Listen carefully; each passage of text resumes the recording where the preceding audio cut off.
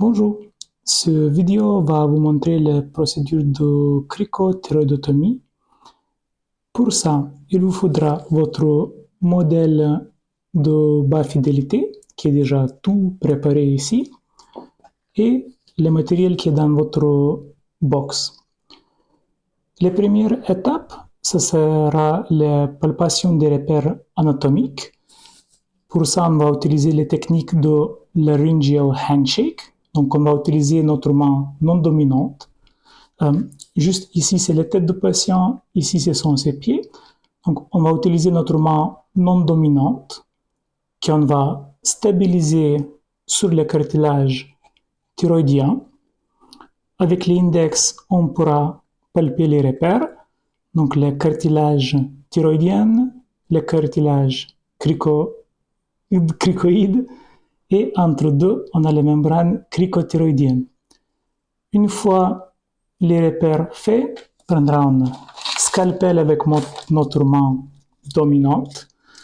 On va stabiliser notre main dominante sur le sternum du patient pour gagner un tout petit peu en motricité fine.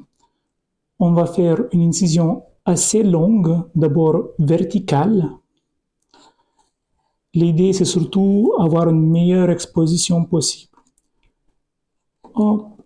Maintenant, avec l'index de votre main non dominante, on répalpe les repères, on sent bien l'endroit où on veut faire l'incision, et maintenant on fera l'incision dans la membrane qui sera horizontale.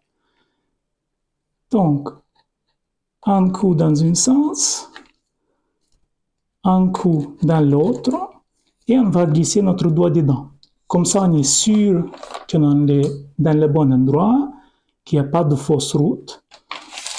On prend la bougie qu'on va insérer à côté le pulpe de notre index. Comme ça, on sent vraiment bien son passage. Et on ne peut pas se tromper sur l'espace. On avance notre bougie dedans. Par la suite, on mettra le tube qu'on met sur la bougie. On le glisse et on va avancer dans l'incision qu'on a fait. Il n'y a pas besoin d'avancer le tube très loin, on est déjà dans la trachée ici. Donc le tube il est dedans, on va sortir la bougie,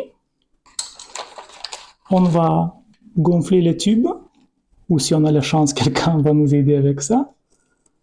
Donc on gonfle le ballonnet, parfait.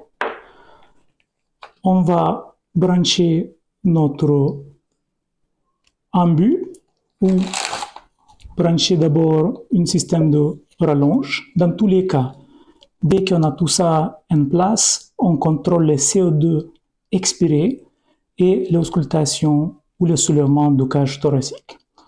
Quand on est certain qu'on est dans le bon endroit, on va fixer le tube en place en avançant ça comme tel, en mettant les lacets.